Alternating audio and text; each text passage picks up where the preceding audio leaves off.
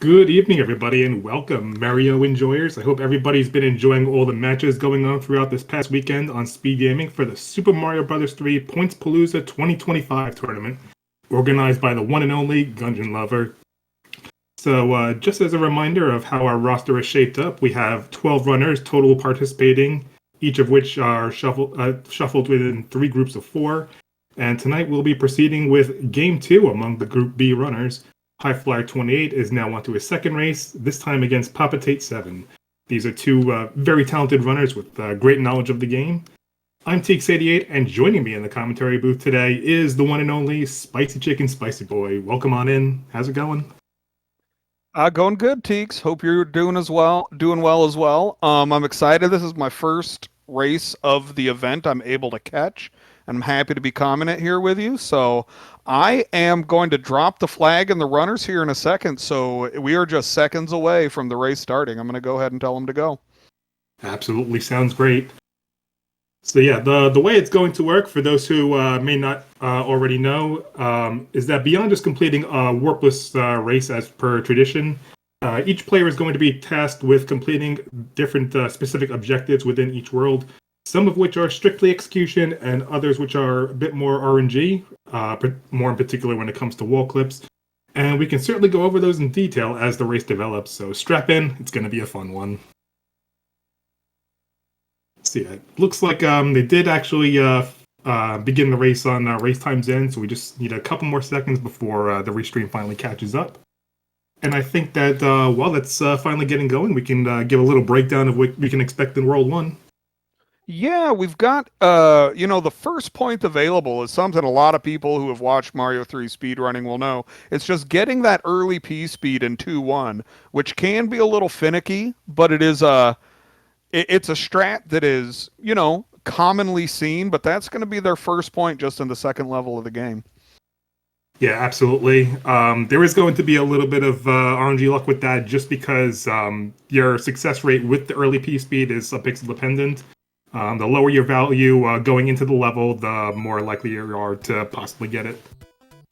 So we'll be starting off with 1-1 right now, and it's going to be a pretty typical run through the level, so... we see double pipe drop.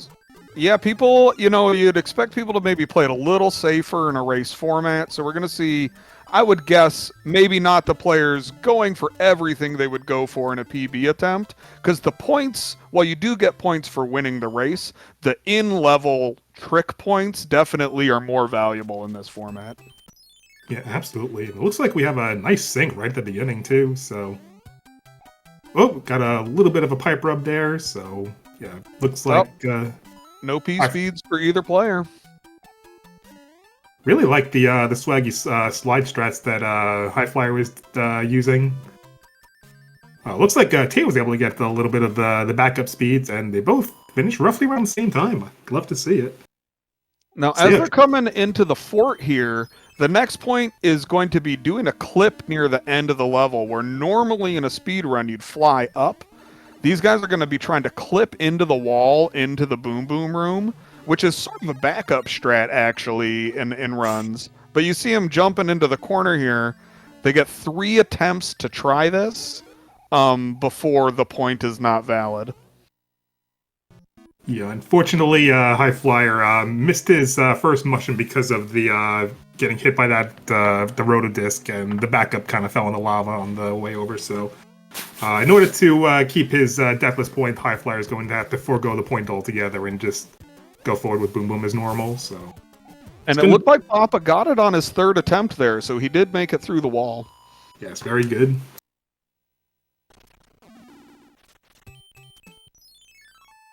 The third point, which is not in this level, it's in 1-6, is kind of a fun one, pretty unique to this event. But carrying the first turtle shell in 1-6 in order to kill the final turtle in 1-6 with it it's an interesting trick. I had not seen, would never have even thought to have tried it before this event. Yeah, I do believe that this is a recurring point from one of Mitch's past points tournaments a couple of years ago, so it's really good to... that was actually one of my favorite ones to do as far as execution goes, so glad to see that make a return. But yeah, the timing for this is going to be pretty tight because you want to throw that shell so that you can kill that Koopa without waking up the one that you have already grabbed. And Yeah, the wake you up have a... Yeah, that wake up timer on the shell begins as soon as you stomp it, so you have to have that call to action right away. Well, and it looks like HighFlyer lost his shell, which is unfortunate. He's just going to have to skip this point as well. Papa did manage to get it, but it is a tight timer. Any kind of like mistake on the way, you really just don't have time to get that shell there. Yeah, and it's worth noting that the attempt begins as soon as you grab the shell and start running with it, so the only way you have a chance to retry it is if you just accidentally kick it and then just need to respawn the Koopa, but it doesn't look like it was the case here. Ooh, Flyer with the throne room jump. Now, the throne room jump's an interesting point. There are 7 chances to jump in the throne room during the game. If you can get 5, you get 1 point. If you can get all 7, you get 2. I did not catch whether PapaTate got his throne jump or not, but you have to be locked in to get these throne jumps 5 out of 7 times. Yeah, absolutely.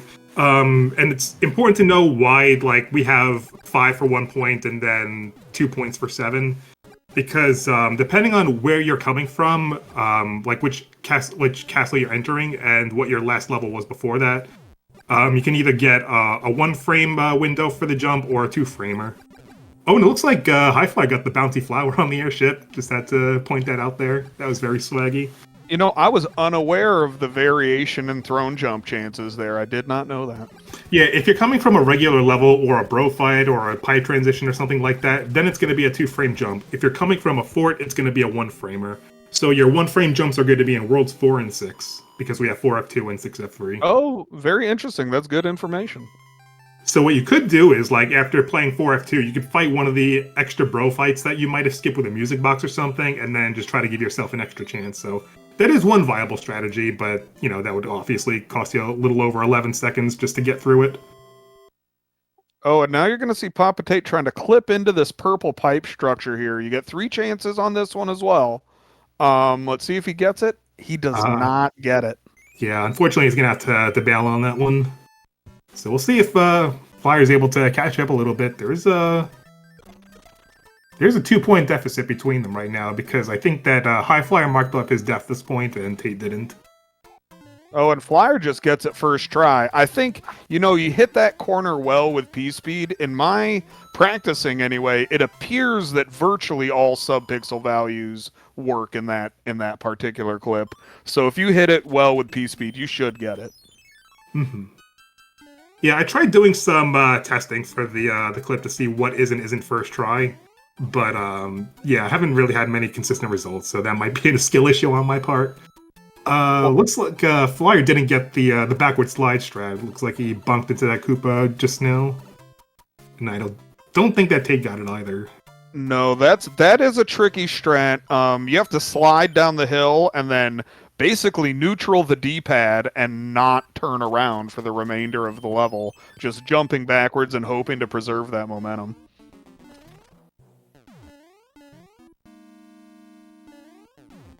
And yeah, I can certainly share True Hyper Mario's sentiments in chat. I'm really not a big fan of the 2-2 point. Not because it's a bad point or anything, but it is definitely one of the more difficult ones I've had to practice.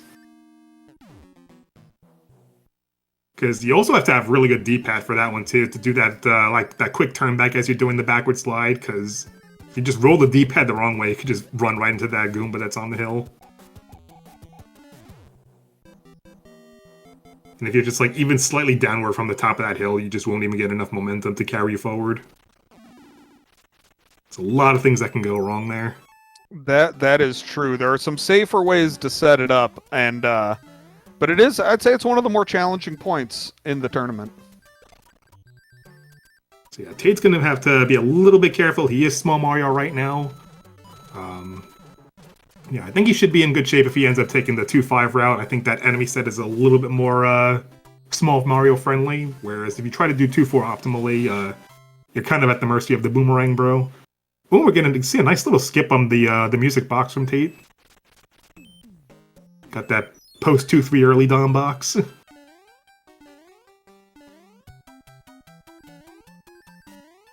Yeah, I remember there was some discussion just not too long ago about whether it is more advisable to take the box in World 2, just so that you have that that safety guard in place for the potential runaway bro in World 3.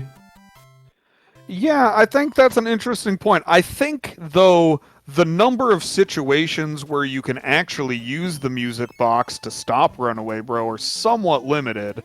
You could trap him if he is it's like to me the situations where you could put him to sleep, you're already very unlikely to get Runaway Bro if he's in one of those positions. Yes. But I mean it is an option, and I'd say the music boxes could come in handy just to even out your RNG with Hammer Brother fights a little bit over the course of the run. Depending, people may be using some items a little differently in the pursuit of points, so their routing might be a little unusual compared to what you'd see in a standard Warpless run. Definitely. Yeah, just want to say kudos to both Tate and HighFlyer for having a very clean 2-4. It looks like they both took the same general route. Although I think that Flyer ended up taking both bros because they just happened to both be in his way. So that could also factor into the time discrepancy between the two of them. And Tate had a very clean mushroom grab going into the pyramid. So yeah, coming up after the pyramid, we'll be entering the World 2 airship, and that's going to bring us to our next point. So basically, they're going to want to scroll the screen until they're midway through the auto-scroller. And there's going to be a question block that they're going to be coming up against.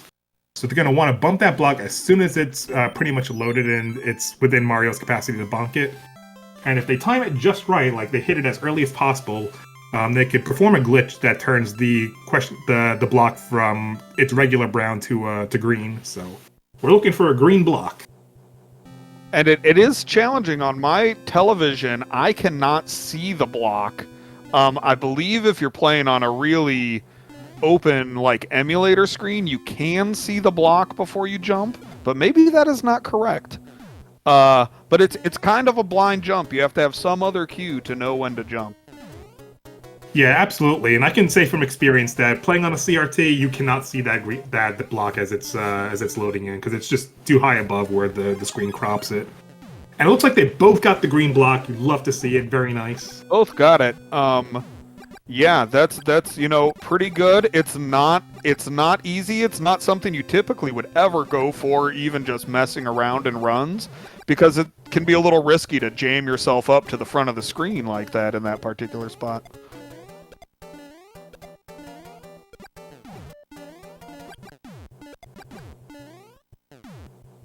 And honestly, the runners, for having gone for some difficult points and had some different things happen, we see them both in the cutscene animation simultaneously here. Yeah, and it looks like HighFlyer was able to catch up a little bit of time because he was able to get a clean fire kill on there. So it was a 216 versus a 221 one grab.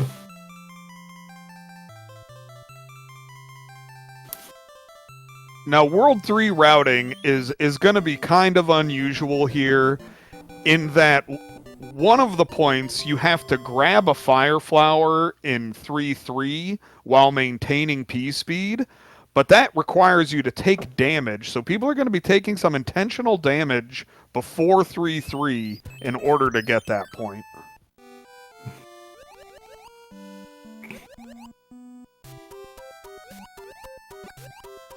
But luckily, as anyone who's ever run this game knows, taking damage in 3-2 is not a challenge. That should be pretty easy for both runners to accomplish. Maybe at their intended spot, maybe just randomly somewhere in the level. Yeah, if the piranha plant that you can just easily wham into doesn't give you the damage, then definitely one of the cheap hitboxes will. So. And we got PapaTate with a nice 3-2 P speed. Ooh, and taking damage. Double damage. Ooh, and a death. Wowzers. No.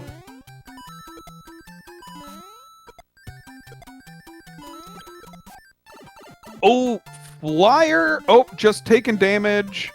Oh, Flyer forgetting to take damage, I think. Was that just a mistake in not taking damage there? Or is he not going for the point? No, I think that he actually did choose to take damage in 3-3, so I think that this is just his matter of preference. There we go. Oh, of course, you can just take... Yeah, I didn't even think about it, but you can just take damage off of that turtle. And it looks like, yeah, HighFlyer is able to get that point. He does maintain P-Speed. That do a little bit of turning back and a little bit of wiggles there, but he's out of there. Yeah, he fell in the water, but it's okay. It still counts. Just come on, Boss Bass, don't wake up. And we're as long as he doesn't get eaten, he'll be okay.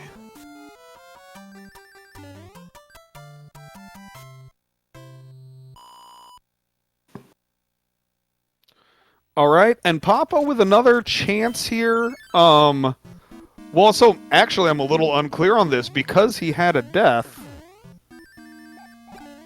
Oh, this is his first time into the level, although he doesn't get P-Speed, so... Also, yeah, but he died in 3-2, correct? That's correct. So yeah, the points are actually accurate, because Tate didn't mark himself for the deathless point earlier, so nothing's really changed from, the scores that we see above us. And shoutouts to HighFlyer for getting door 3. Love to see that. Yeah, that was a point, and it is a frame-perfect trick. So if you're able to press up 50 frames after you enter the door, you should be able to get it every time.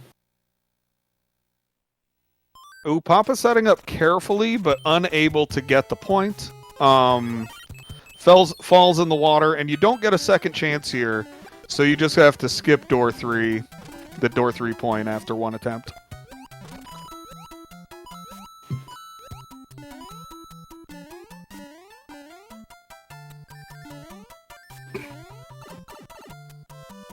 Looks like Flyer tried to go for the upper decker, but no such luck. But he was able to keep P-Speed throughout the other side, and that's actually one of the properties of SMB3 when you rub an exit pipe. Yeah, and an upper decker, for those who don't know, is you hit a horizontal pipe entry, and you clip into the upper of the 2 tiles that it's made out of. Oh, I'm not sure. What is Papa trying to get the runaway bro to come back? No, I think that Tate fought both of his bros, but because he took that death in 3-2, he had to reset the bridges by taking a second death. No, heads up move by him to get the bridges in the correct state then. That's good to go. Yeah, I think that was the correct call on his part. It's just an unusual looking death. I wasn't quite sure what was going on.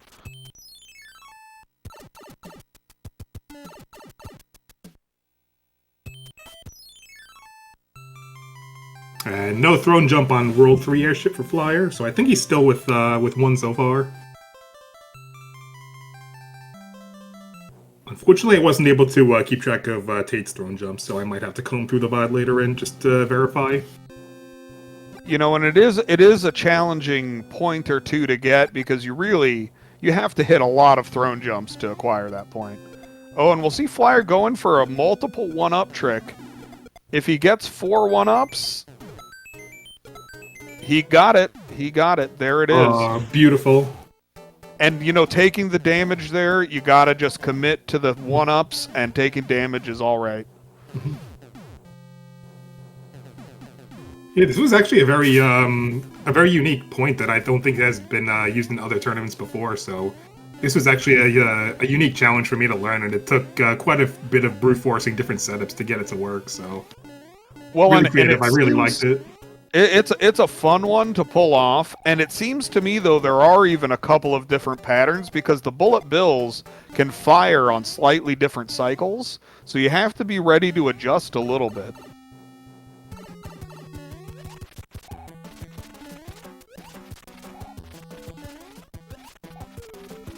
God, Wendy Stomp Kill is so scary. Expertly done by HighFlyer there. Not taking damage, just getting the kill, making it happen. Yeah, usually getting that first stomp is pretty tame, but depending on what she does when she wakes up and how she shoots those rings, that can really set up a shield around her, so that can make the follow-ups a little more tedious. Ooh, Papa Tate missing one of the rocky wrenches and unable to continue bouncing there. And took damage as well, unfortunately.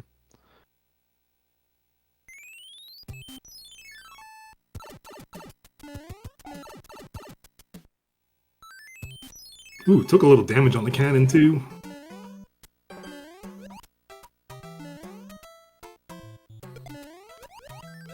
Alright, got the backup P-speed. A little bit of a rub there, but we're out of here, no problem.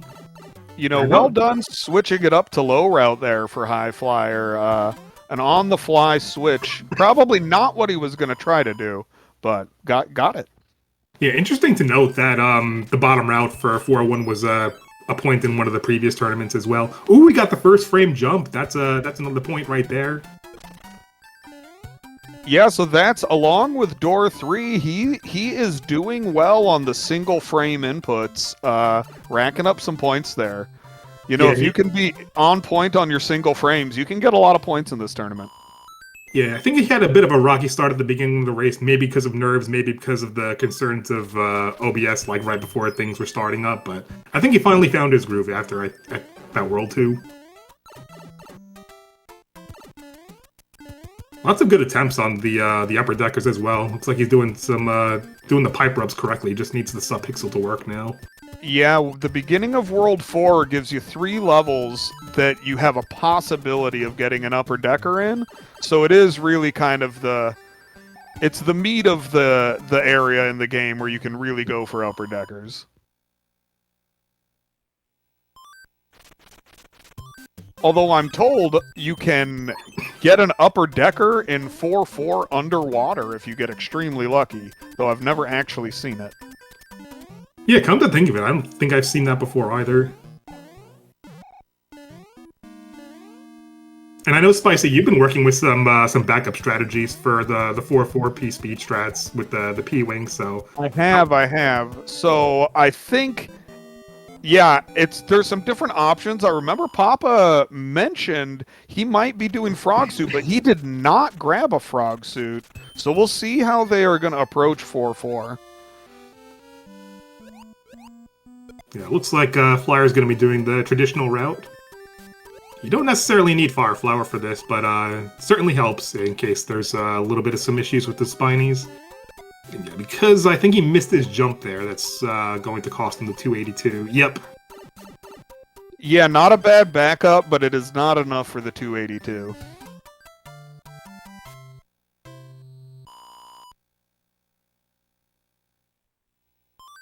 Ooh. Barely nicked the spiny shell by a pixel.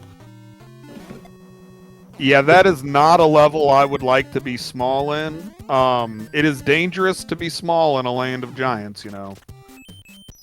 Yeah, I remember 4-3 being one of the earliest P-speed strats I had to learn because there were just so many situations. Like before, when I was going for my sub-hour in Warpless, I always came to that section small, so...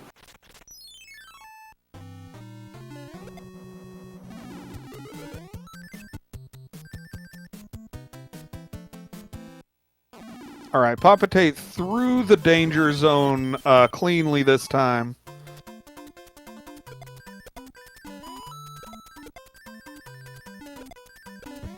And Flyer using a star here, interestingly.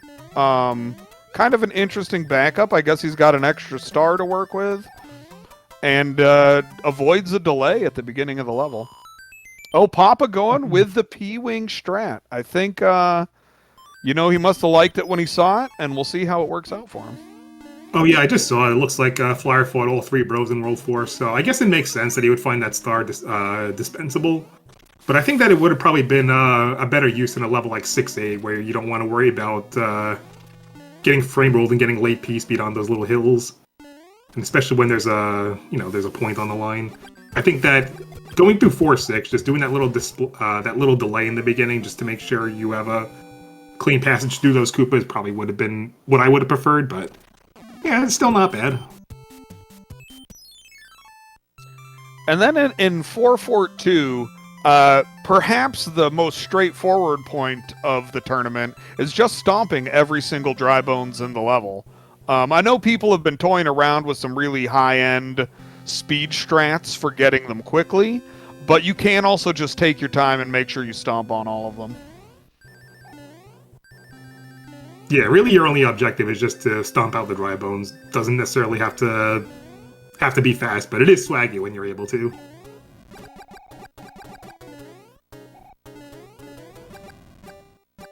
And then we've got HighFlyer now in the longest, slowest airship of all time.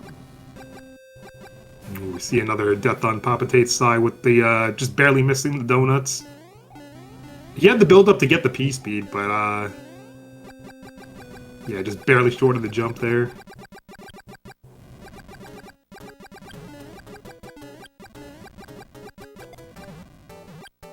But as you can see, making sure to jump on each dry bones as he goes. Get that point. Yep, still counts.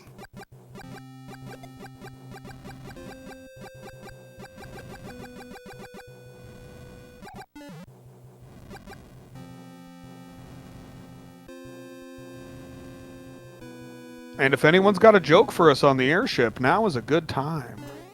That is true.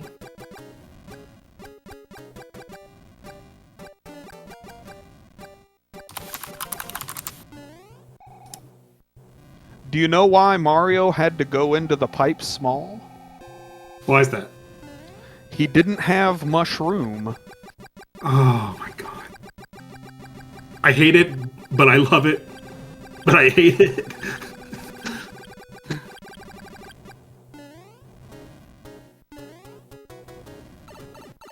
Once again, I've entered our town's annual competition. This year, I'm really hoping I can pull it off.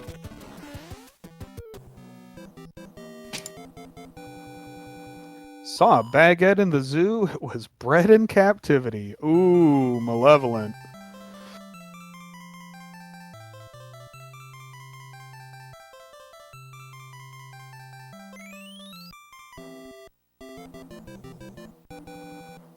All right, and we've got PapaTate in the dangerous engine room of the World 4 airship.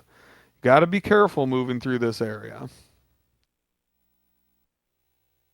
So yeah, we're going to pretty much be proceeding with World 5 as we normally would in a Warpless run, so our next point coming up will be once we get to the tower, otherwise known as the Twisty Castle. So yeah, we'll just make it through 5-1, 5 and our first fort as usual.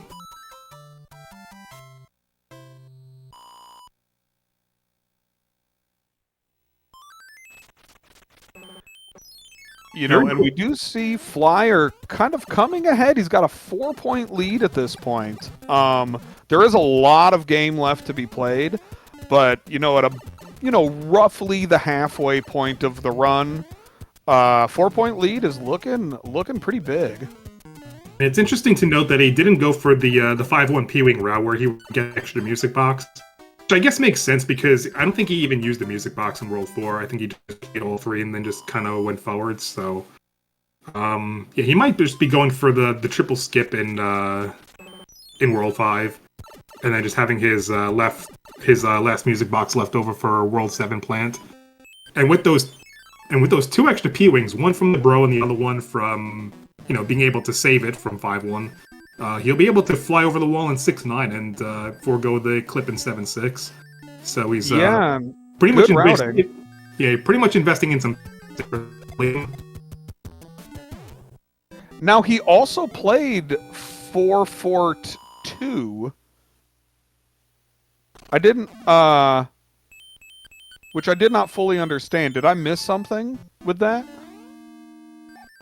Or 4 Fort 1. He played 4 Fort 1.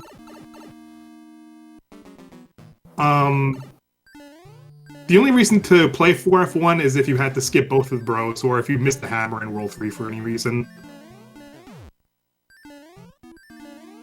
Oh, it was due to runaway in World 3, says Gungeon. Okay, that makes sense. And, yeah, Fly used his 3 attempts to do the pipe glitch in the Twisty Castle. That's very... Yeah, it is a difficult clip to get, but he's intending, and you'll see PapaTate go for it as well, but trying to just clip into the side of that pipe, and you're able to go into the pipe. It is actually a little faster if you get it first try than going up the pipe the standard way. And there is also a slight possibility, even if you get the glitch, that you could probably maintain P-Speed coming out the other end, but it's not something you can entirely bank on, so don't try to risk it by doing a full dump. Ooh, High Flyer with the big boy jump in 5-4, just sailing to that last platform. Beautiful. That's a really scary one to do, because you have a very small timing window to land there. Yeah, I have not gone for that in a run myself. And he gets the early P-speed, so that's going to be another point right there. So yeah, it's a pretty common strat we would normally see in the run, but it's pretty hard to be consistent at it just because it's, because manipulating the P meter can be a bit tricky in that section. But it is a touchy one. Our next point coming up, we're going to use the star at the beginning of 5-7, and he wants to carry that invincibility to a very special block where he'll be able to spawn another star where there would ordinarily be a coin. But looks like he rubbed some objects along the way, so he's going to miss that opportunity. And here we see PapaTate trying to get his P-speed back up to clip into the pipe. He's got one more try. He is small, and it is actually a little bit easier small, I think. But he does not get it in the required 3 tries. He's got to move on. Yeah, I think that the pipe glitch has the same properties as the wall jump, where it's just a little bit easier with with Small Mario.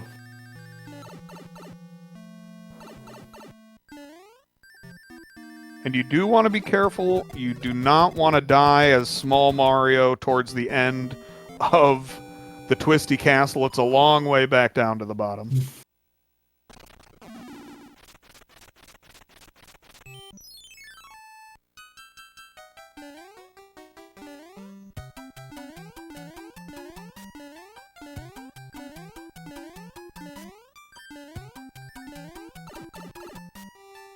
Really nice attempt at that upper decker just now. 5-8.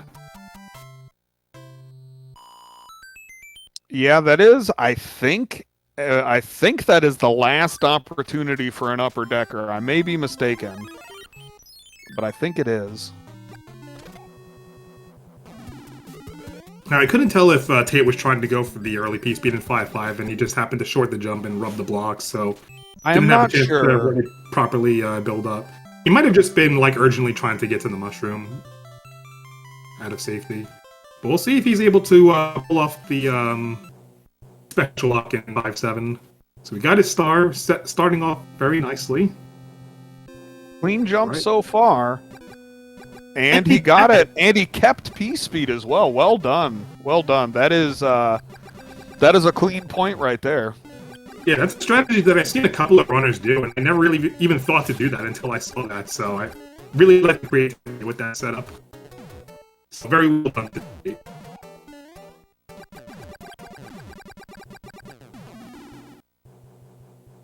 Well, and important to get those points that Flyer has missed in order to just, try and keep pace with him, hopefully catch up with some points towards the end of the run.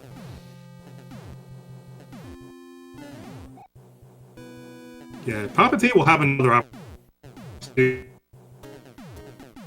to do a fire kill on Roy.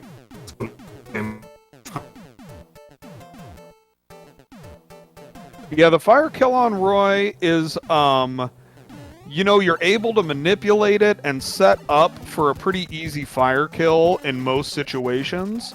So unfortunate to not have fire going into the fight, because it is a fire kill that is pretty easy to manipulate with a delay at the end of the level. So we'll see how PapaTate approaches it, but also getting the earliest P-speed there on 5-8. Don't see that strat all the time, but well done.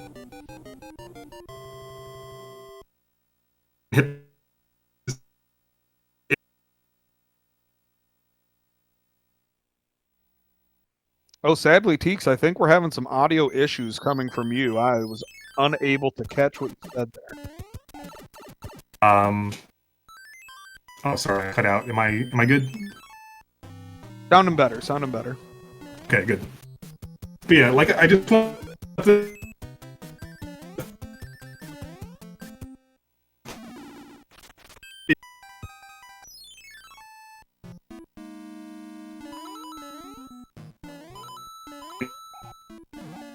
the time that you arrive there. So the patterns are pretty much dictated by an internal.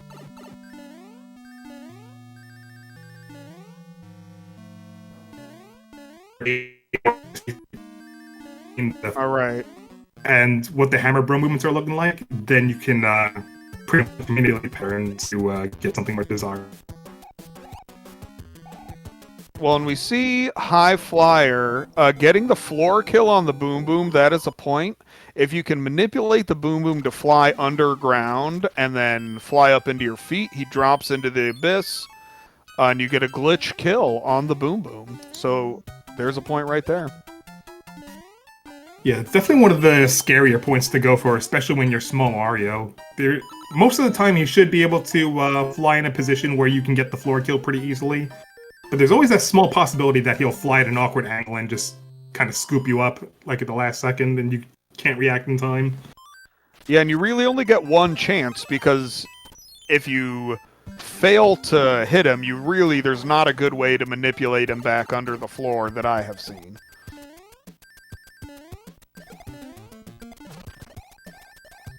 And then the 389 in the pipe, no problem at all for HighFlyer there.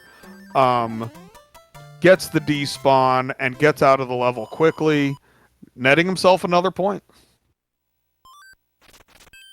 Beautifully done.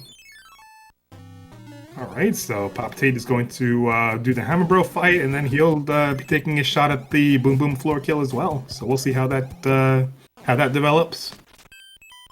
Oh, and HighFlyer getting to skip the unwanted Star Bro there.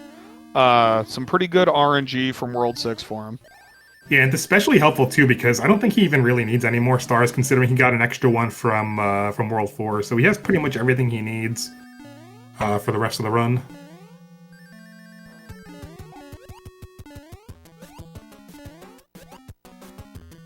All right, PapaTate getting a damage boost there, and let's see how he approaches this Boom Boom kill.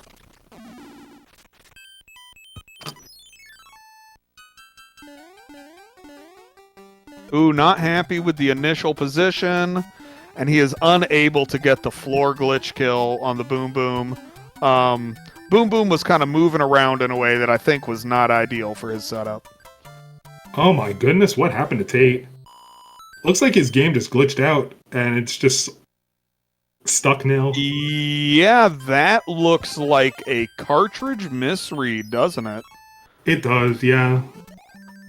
Yeah, I think this is the first time we've had to deal with this in a race before. Oh, so, man. I'm not sure what's the protocol here.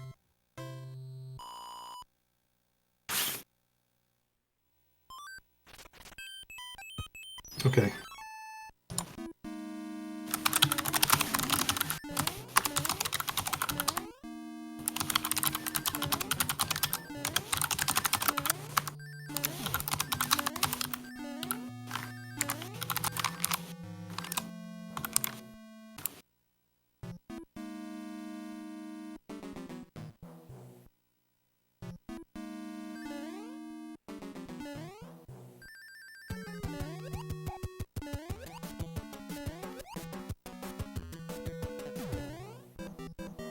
Okay, yeah, we just sent him a message in the race time saying that he's able to go back to World 1 and just use the warp whistles to go back to World 6. But yeah, that's especially inconvenient considering like he's going to be really low on inventory he would normally be accustomed to for a warpless run. So yeah, he's going to be lacking clouds, lacking P-wings, lot of stuff. Yeah, it's going to be unfortunate as far as time goes, but he's technically still in a position where he can go for as many points as he can from between World 6, 7, and 8. So yeah, I don't believe it makes it impossible for him to get any of the remaining points, but it is just it is an inconvenience more than anything.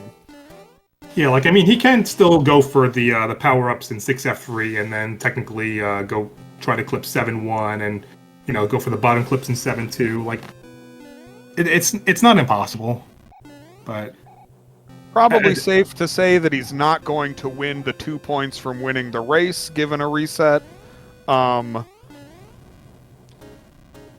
But, you know, still looks like he's willing to finish, which, you know, you always got to respect coming back from a mishap like that.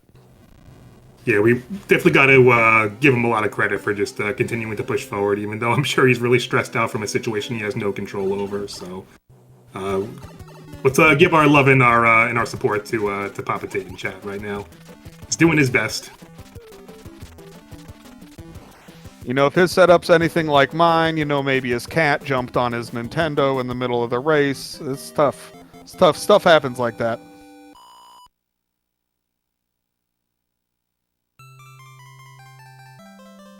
Yeah, I just want to say first and foremost that, like, even though this is pretty much set up as a race, the points first and foremost are ultimately what's going to determine the winners. So collecting just as many as he can only help him.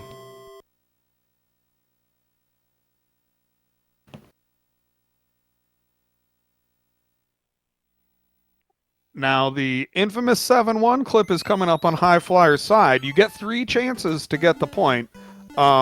He will be clipping it, you know, regardless. Ooh, second try. You cannot complain about second try. That is pretty good.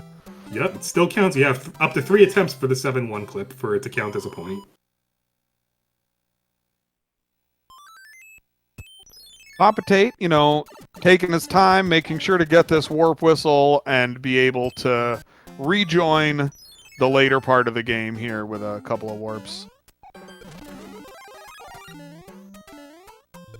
Ooh, for a second I thought that flyer was going to go for fast 7-2. But that's also a really good idea as well. Yeah, this looks like it'll work just fine. And in this level, he's going to be going into an underground zone, attempting to clip to the end of the level from here. It's an unusual spot, but he gets it first try. No trouble at all for HighFlyer on the underground clip there. You'd love to see that.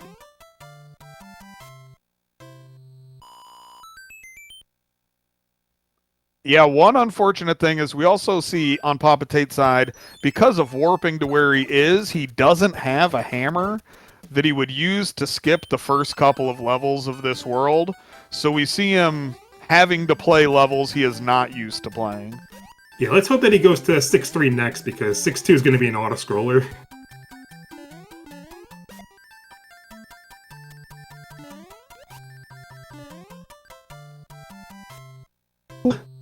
Oh, he's going to 6-2.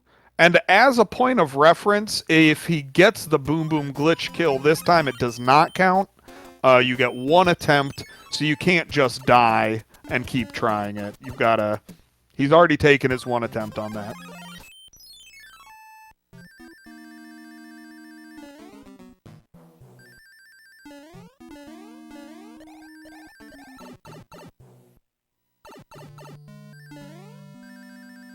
HighFlyer getting through, you know, just about the easiest stretch of levels in the game where you're...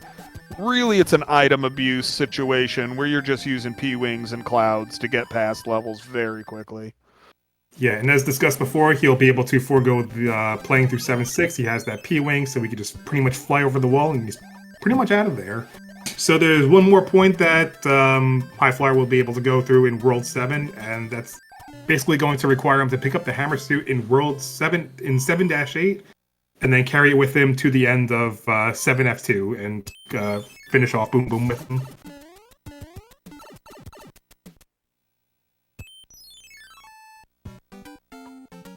And I know that HighFlyer was typically an endgame hammersuit player, so I know that he knows the strats.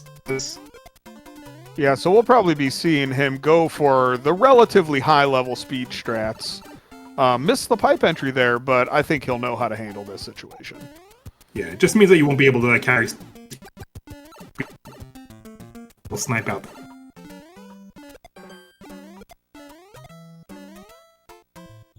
Nice, playing it safe, not taking damage from those fireballs. That is the way to do it there.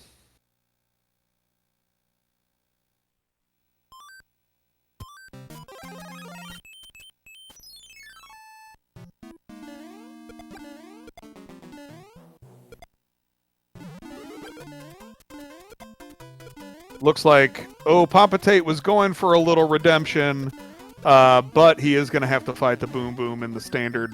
Ooh. As I say that, the Boom Boom takes him out. Ooh, missed that dry bones on the way into the basement, but is able to recover quite nicely. And we got the high flyer. Oh, and a nice, nice hammer hit. Yeah, the signature high flyer half and half Kobe.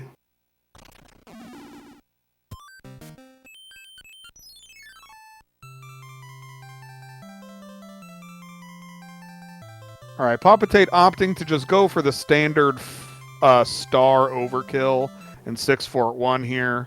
Lots. Ooh, he did not quite get there in time, but taking care of the Boom Boom without any trouble on this attempt.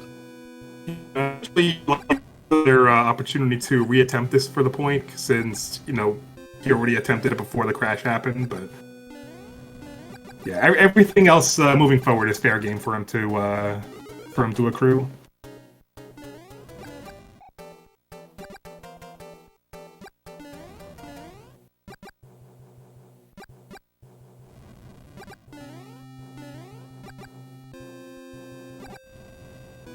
Yeah, so HighFlyer in a good position here. He's got the hammer suit, so he's coming into World 8 with his kind of expected end game power-up situation, with a few more points on the table, hopefully.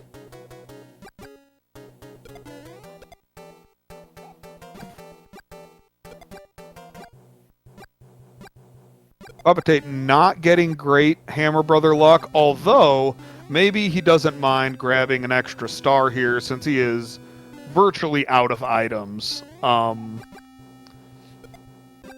Ooh, what is... Yeah, interesting. He's thinking about what he wants to do here in 6-5. He doesn't have a P-Wing. He could play the level standard. He could cloud it. Unsure what to do, though. It looks like he's going in, though, and he's going to have to power up in the level.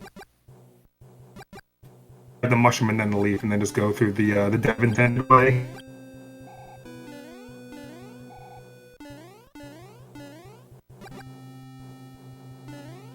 Oh, hopefully he does not take a death here. But yeah, he'll have to go to this last room now and power up a couple more times.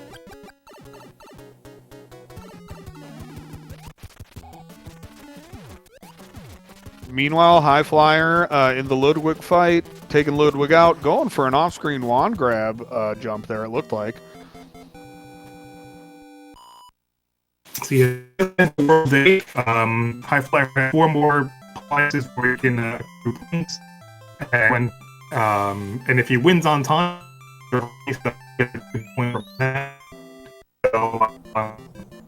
could potentially get a maximum score of 21 in this race.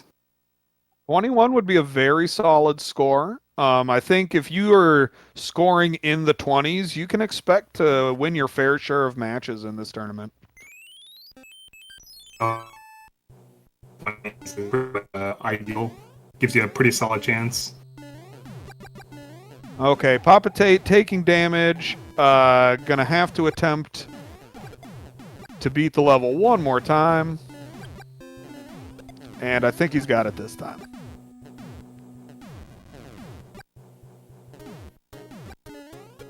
Of course, not able to get the point exiting or entering that pipe under the threshold, but he is out and he's back on track.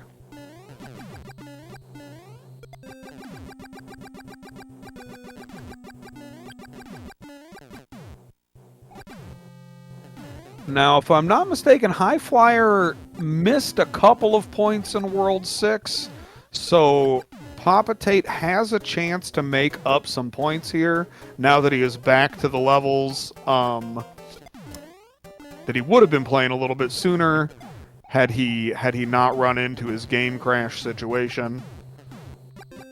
Yes. But the first one, in 6-8, he needs to get a 283 on the end game timer. Sorry, a 293.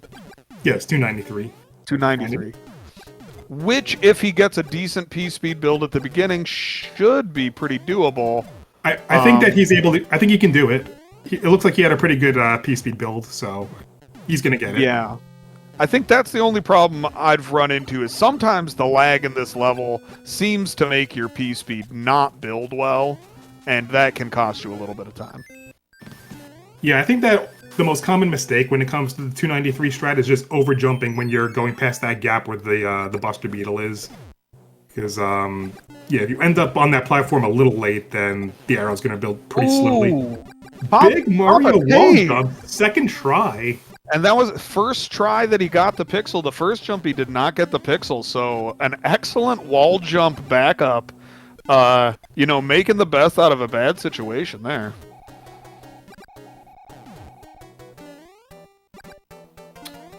Looks like he missed his jump input there, but that's okay. He'll be able to get a mushroom here. Oh, and he's going to forego it. That's okay. Just as long as he's... Ooh, yeah. Yeah, a little too conveyor belt. Alright, he's going to have to, you know, maybe play it a little safer in here, but we will see how he handles it his second round through. Going past the mushroom again, though. See if he gets the jump. Ah, no first frame jump.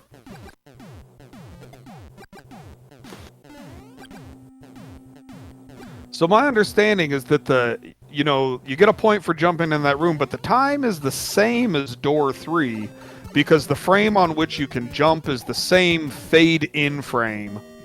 Yes, that's correct. As it would be for the door 3 up input. That's correct. Yeah, you basically want to jump on the first frame that you control of Mario, which is 50 as soon as you enter the door. And HighFlyer at the hands, 2 hands without dying is required for a point in this particular tournament. So you'll see both players playing at least two hands. Hopefully 2 hands. Obviously want to skip that third hand if possible.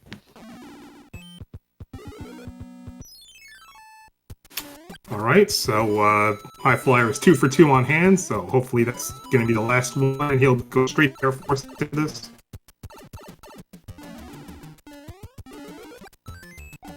Yeah, basically, in order for choice to log, it's hand 2, hand 1, hand 3. Who sadly, all 3 hands coming up to grab HighFlyer. Ooh, a little dicey there, but it looks like he's good to go in hand 3. Yes, very good backup.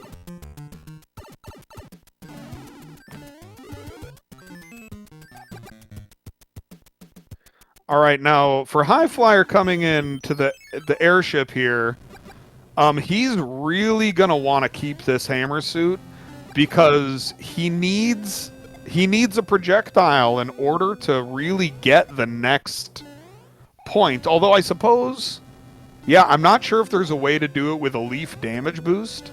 But the next point is...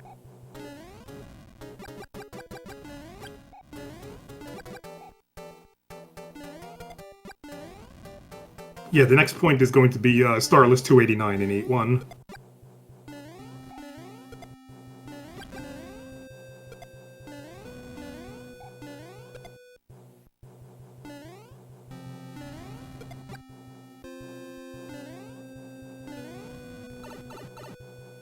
Yeah, it doesn't seem to indicate that of technical issue on his end. Oh, I'm sorry. Am I back? Yes, you're back now. So I was just wondering, do you know, is there a way to do 8-1 quickly without a projectile or a star? Or I could see some situation where maybe you could damage boost it, but yeah, he luckily did hold on to his hammer suit and is able to get through the level cleanly, though not fast enough for the point. Yeah, unfortunately, rubbing those bullet bill launches is what did him in. But he's still able to get through there relatively quickly, so...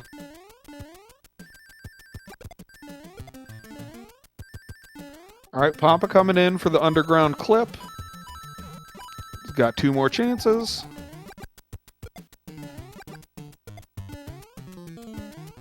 Yeah, good on Flyer for just kind of pulling back on that hill in 8-2. And PapaTate did hit that clip on his 3rd chance, so he does get the point. Oh, very good. 7-2 underground clip.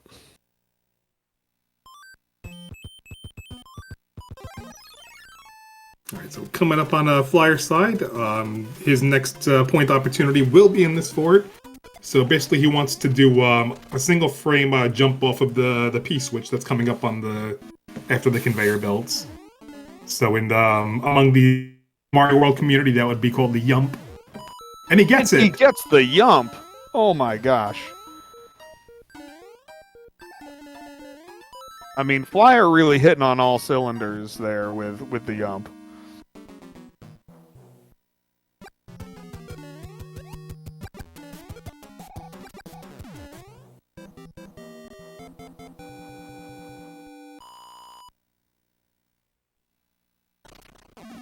All right, now PapaTate kind of making his way through World 7 as well. He'll pass several levels by the time Flyer is done with this auto-scroller.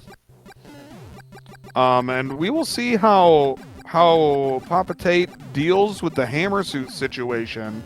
I don't believe he is a typical hammer suit player, so he's had to learn something to try to get this point for the tournament.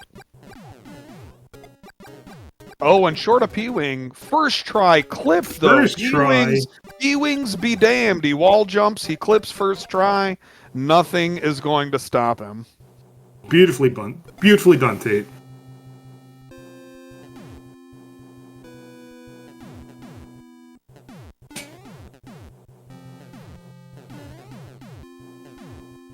Yeah, he's an absolute animal. P-Wings are unnecessary, it seems. Oh, he is, yeah, going to have to take this level cautiously. You do not have time to damage boost as Big Mario there and make it through safely. So, played it smart, played it safe. All right, and it looks like Tate is going to go for the hammer suit, so we'll see how he's able to get through 7F2.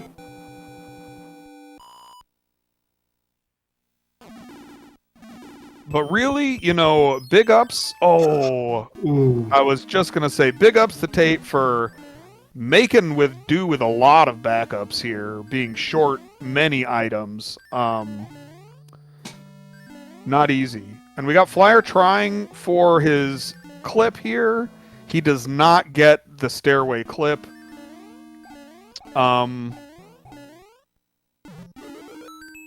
That is the last available point in the game, so now he's just got to finish.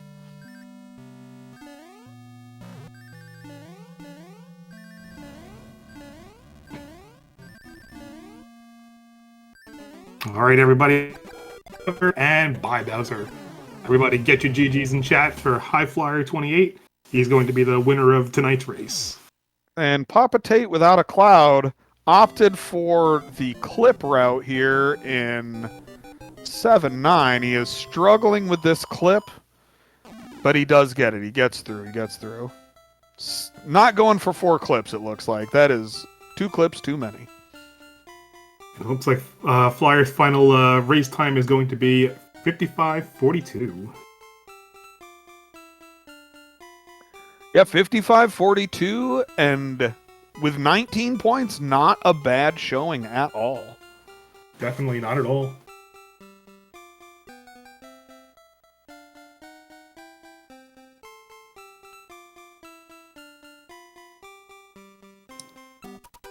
All right, and PapaTate stopping, rolling the dice with a possible hammer suit. He does not get one.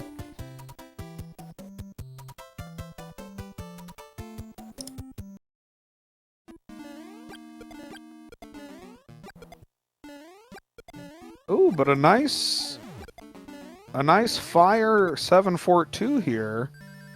Ooh, I should not have said anything. Commenter's curse, you can blame that one on me, folks.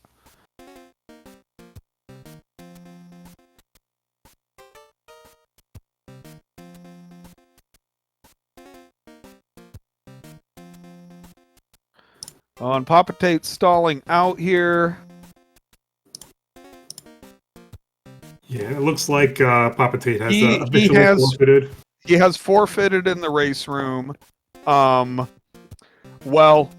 GG's to both runners. I understand, you know, he's met with a fair amount of adversity here in the run. I think it is understandable to stop. He knows he's mathematically out of out of it points wise, and it was a tough race. He absolutely did his best with a less than ideal situation, and we got to give him props again. Yeah, this was definitely a hard fought race, but yeah, we'll see if we can get both of them in the race room to see if we can get some interviews from them shortly.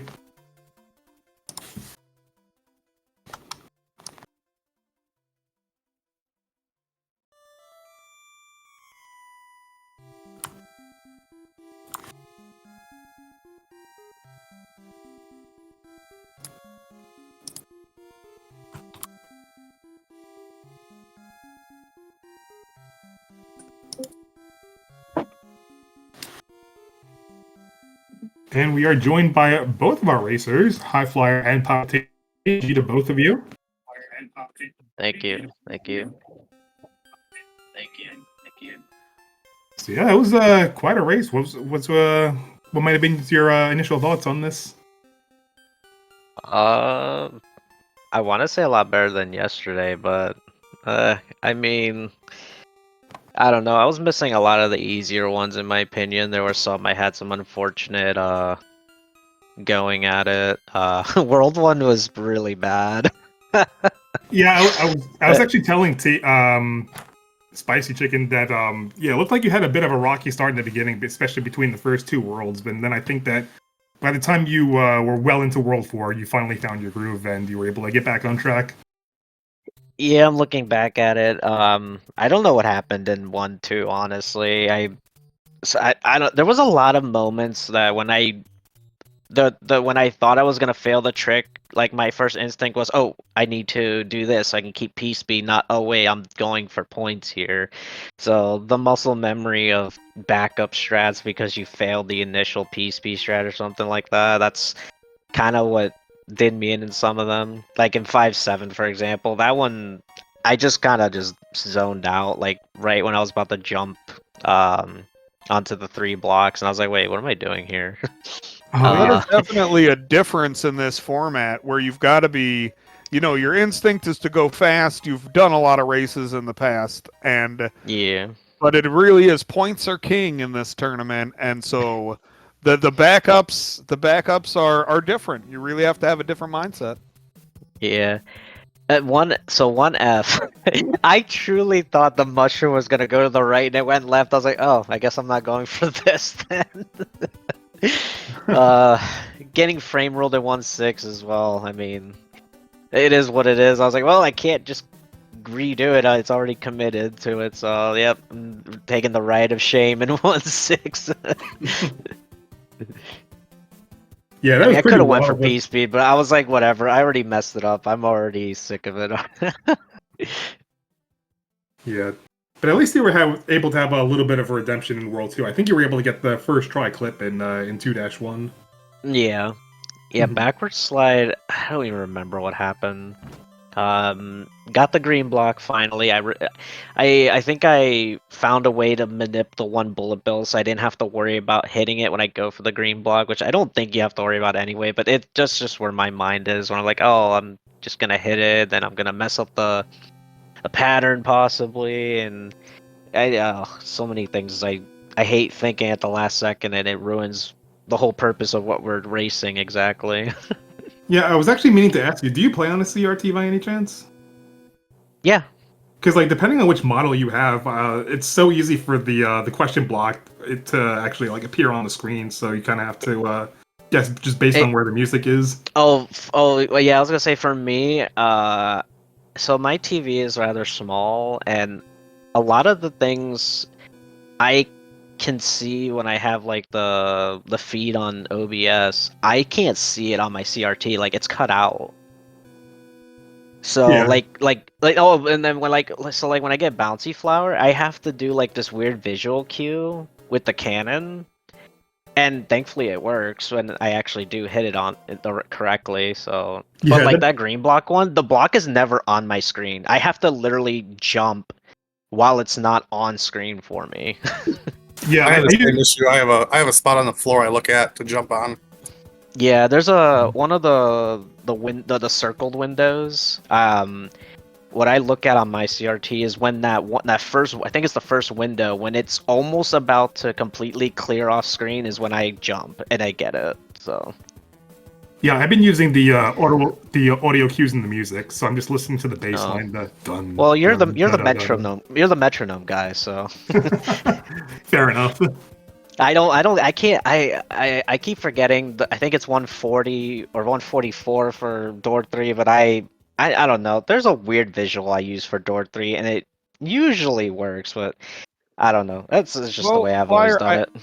I do have to say you were kind of doing very well with some of those one frame inputs. I don't know if you were just on point today, or do you have any tips for people trying to hit one frame inputs?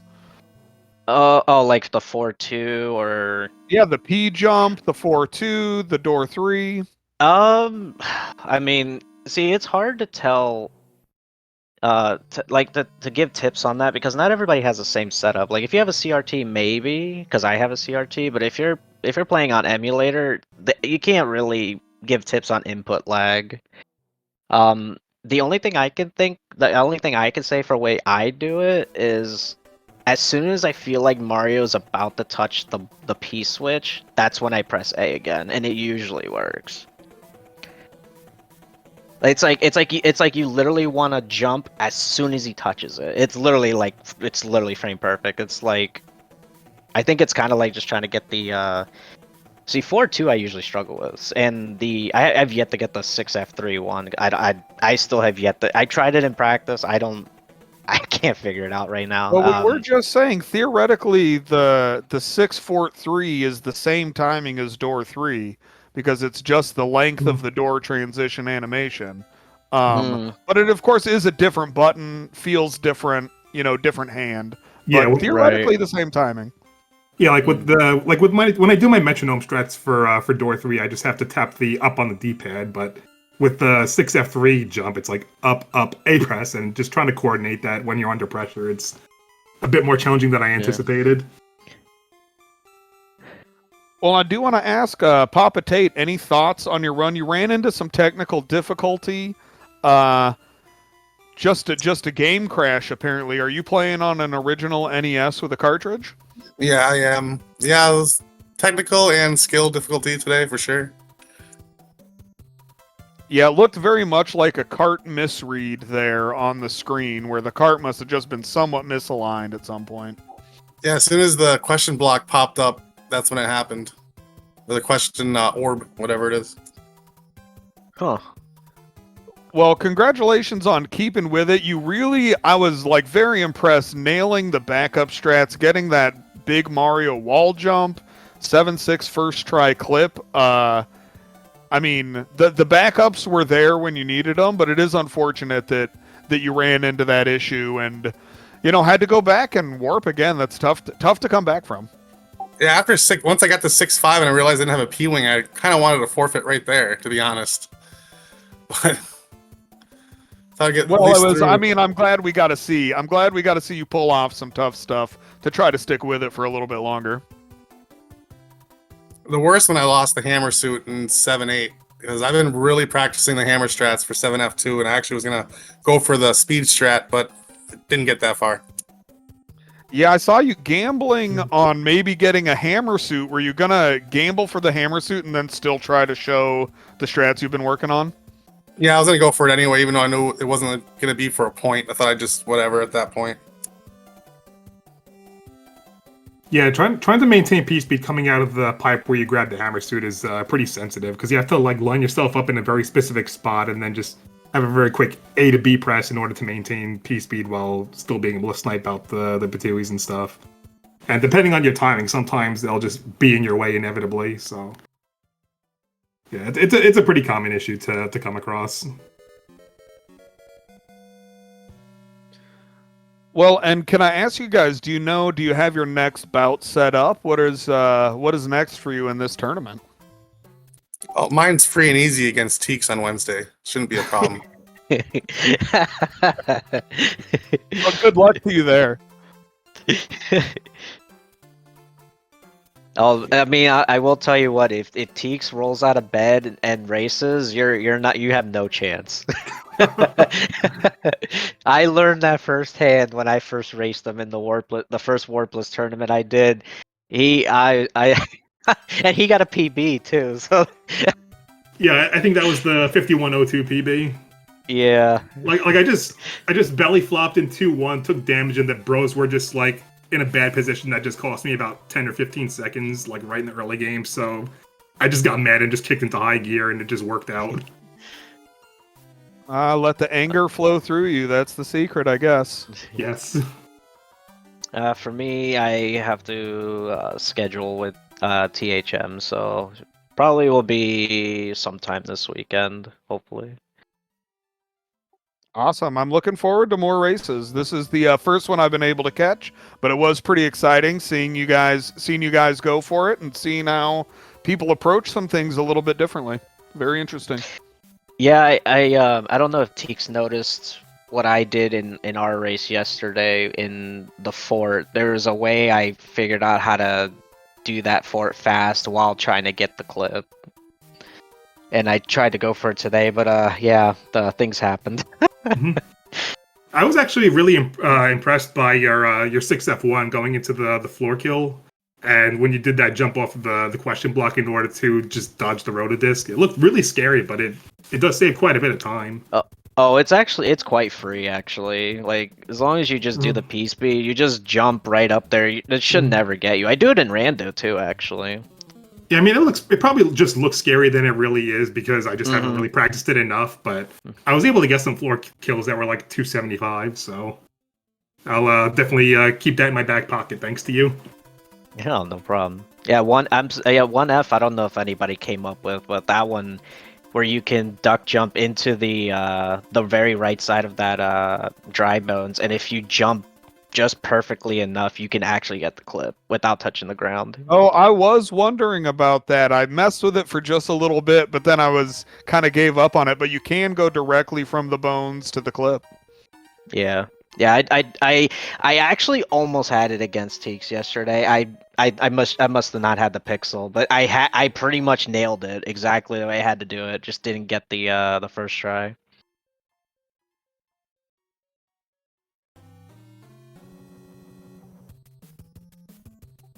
Well, excellent. Does anyone have any final thoughts? I feel like we're wrapping up here a little bit, but anything else you guys would like to say? I definitely want to say thank you to the runners. Thanks, Teeks. But what do you guys have to say for yourselves?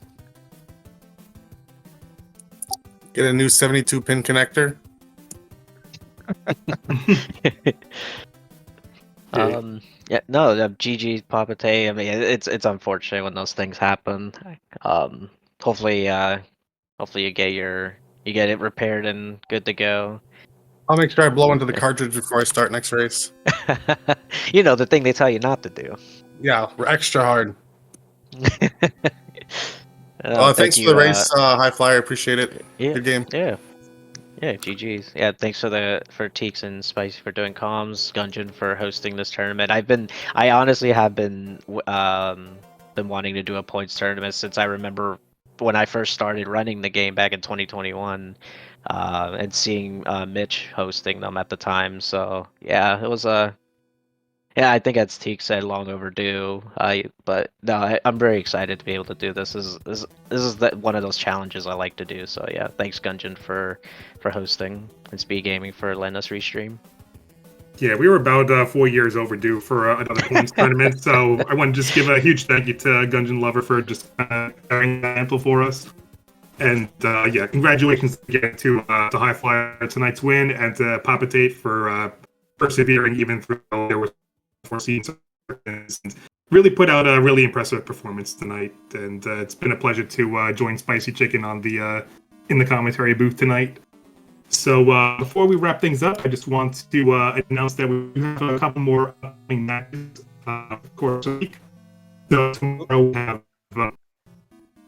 Oh, Teeks, I'm gonna have to stop you there. I don't think people can hear what you're saying clearly.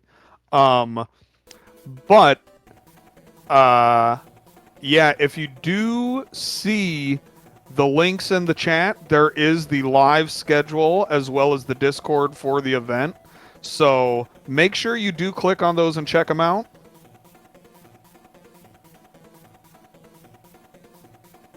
There are a lot of matches still coming up, so we do hope that you guys will tune in for them.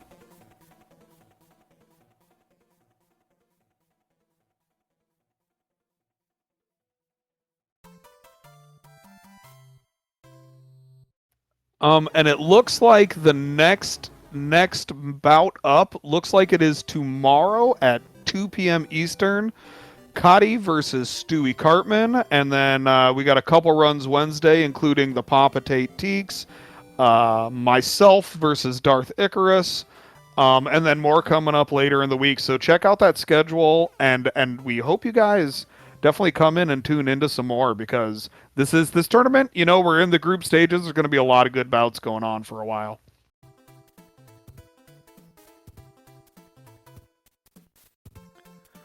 And I think with that, you know, thank you guys. Teeks, thank you so much for doing comms. It was a blast, and thanks to the runners and SpeedGaming, and you know, for the run and the restream. All the tech setup on SpeedGaming has been great, and definitely big ups to Gunge for setting this up for everybody. It's a great time had by all. Yeah, thank you, Spicy. It's been a pleasure. With that being said, hope everybody has a good night, and definitely stay tuned over the course of this week for the upcoming matches, and keep an eye on that schedule.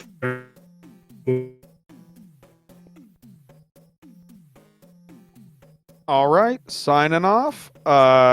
You know, thank you everybody. Have a good one. All right, bye.